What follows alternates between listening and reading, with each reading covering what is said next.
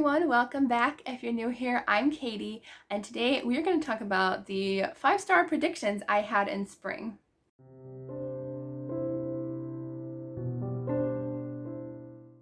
And we're also going to pick some new predictions for summer/fall. Anyways, so these are the books that we had for spring. And yes, I finished these actually quite early, but video schedules come around and you're like, oh, I forgot to do that. So these are the ones that we got for 5-star predictions last time. We had A Noble Scheme by Rosanna M. White. We had The Elusive Truth of Lily Temple by Joanna Davidson Politano. Just for the Summer by Melody Carlson. The Rare Jewel of Everly Wheaton by Susan L. Tuttle. And What Happens Next by Christina Suzanne Nelson. My predictions were off the rail this time. I predicted all of these to be 5 stars. Spoiler alert, none of them were. I have never been so wrong in my entire life, which is unfortunate, really. I mean, you want everything you read to be 5 stars, but unfortunately, they were not. So, A Noble Scheme by Rosanna M. White. This is the second book in the Imposter series. Book 1 was phenomenal. I gave it 5 stars. I loved it so much. And I think I gave this one, let's see, I have my paper here. I think I gave it 3.5 stars. Yes, 3.5 stars. Probably closer to 3. I just didn't enjoy the characters as much as the characters in the first book. And I think I'm going to enjoy book 3 more. The characters in here of Gemma and Graham, I just couldn't see them as a couple, And I mean, I liked their story and how they got to that point in the first book where they were fighting and arguing and they weren't together anymore. And I'm like, what went on? Well, we find out in this book. But yes, I don't know. I could not see them as a couple, and it just didn't work for me in that aspect. But it was still pretty good. I still gave it 3.5 stars, but it was not 5 stars for me. The Elusive Truth of Lily Temple by Joanna Davidson Politano, I thought was going to be 5 stars because I loved The Lost Melody. But then I didn't really enjoy Lady Jane Disappears by her. So I ended up giving this one 3.5 stars. I think I rated it 4 stars on Goodreads, but it was closer to 3.5. Again, I just really couldn't connect with the characters in this book.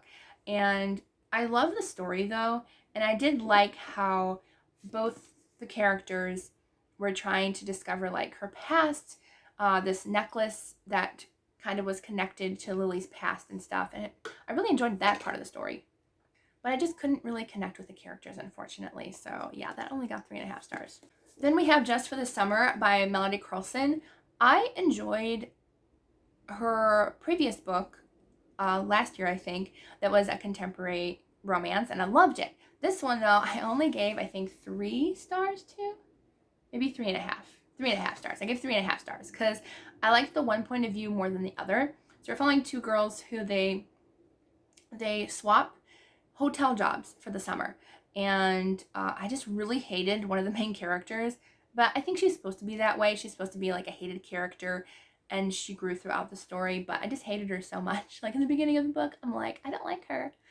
She's so, self-centered and everything. And she did change throughout the book. But that kind of drew me out of the story. And then there was I like the summer, or not, I would say it was more like a summer camp setting. Not really a summer camp, but wilderness hotel setting versus the modern hotel setting. So that's why, yeah, I liked one setting over the other.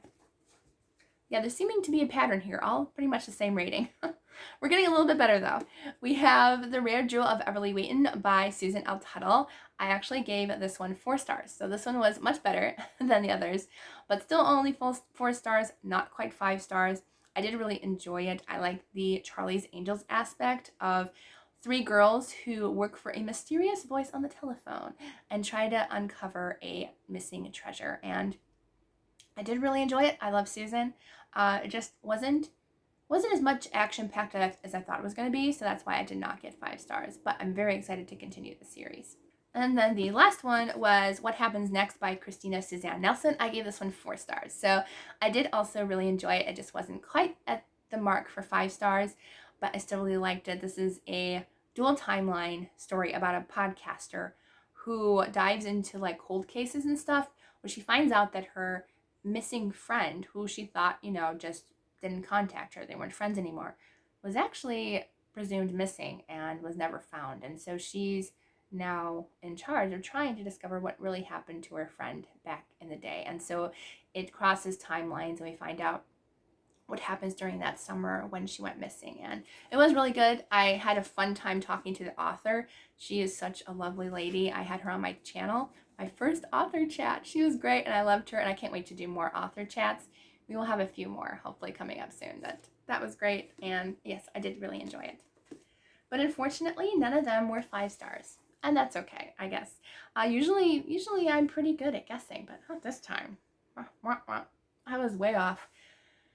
Okay, now we're going to choose 5 new ones, and hopefully I will get them done in a orderly manner. So let's see, the first one is Meeting Her Match by Jen Turano. This is the 3rd book in the Matchmakers trilogy.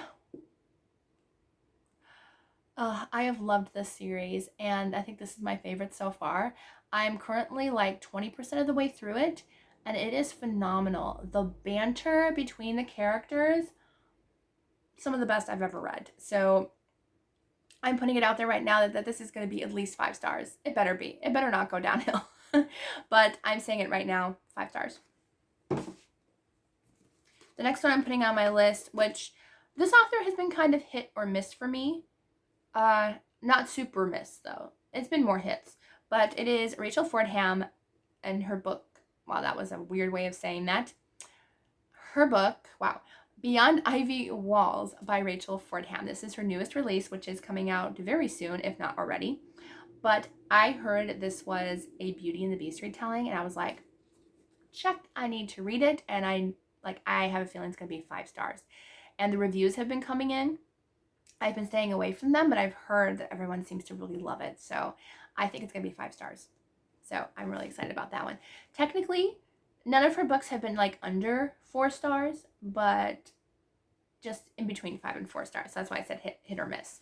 Okay, then I have 2 books by the same author because her books have been hit and hit. I've only read 2 of her other books, but they have both been hits. And so that is Cindy K. Sproul's 2 people in one of my Facebook groups kindly sent me both of the books I was missing in this series for my birthday. And so I'm like, I need to read both of these because I know they're going to be fantastic, and I know I'm going to be heartbroken, but I know it's going to be a good time reading. So I have Mercy's Reign by Cindy K. Sproul. These are all an Appalachian novel, but I'm pretty sure like they can be read out of order and stuff.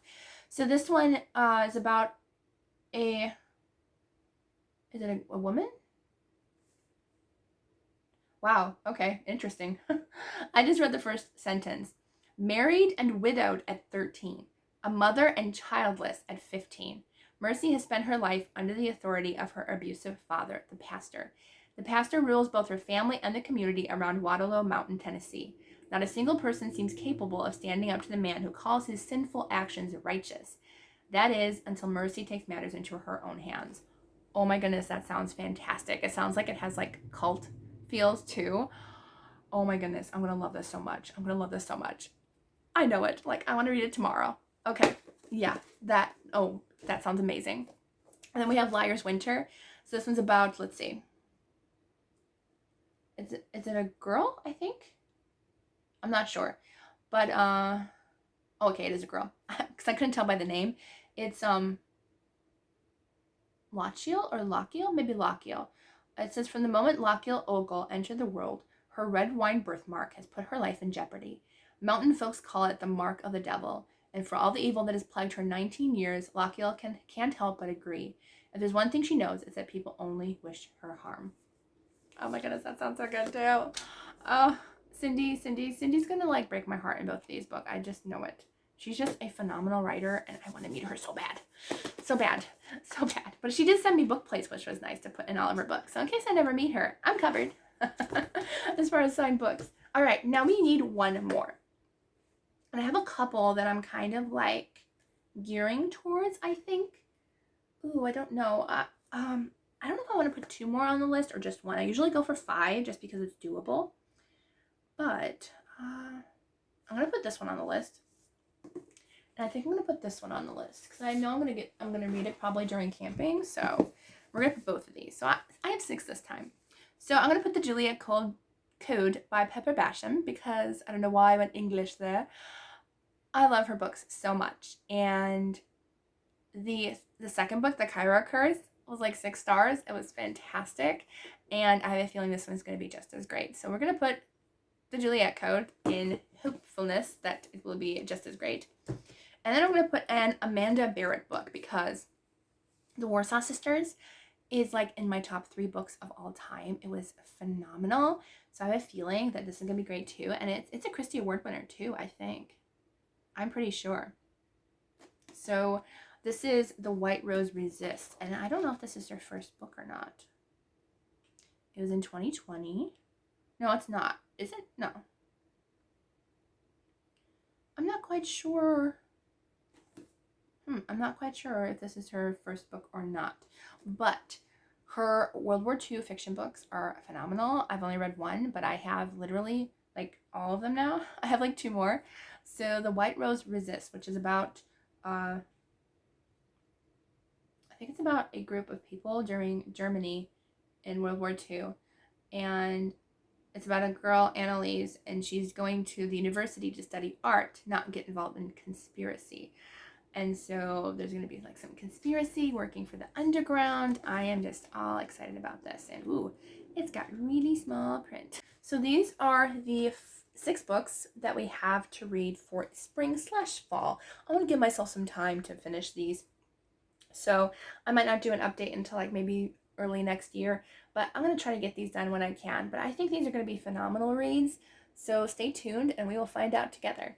All right, so I hope you all have a wonderful day. Let me know which one you think I'm going to enjoy the most. I want to know. Let me know down in the comments which one you think out of these 6 I am going to enjoy the most. And I'll let you know if I'm right or not. That'll be fun. All right, so I hope you all have a wonderful day, and I will see you all in the next video.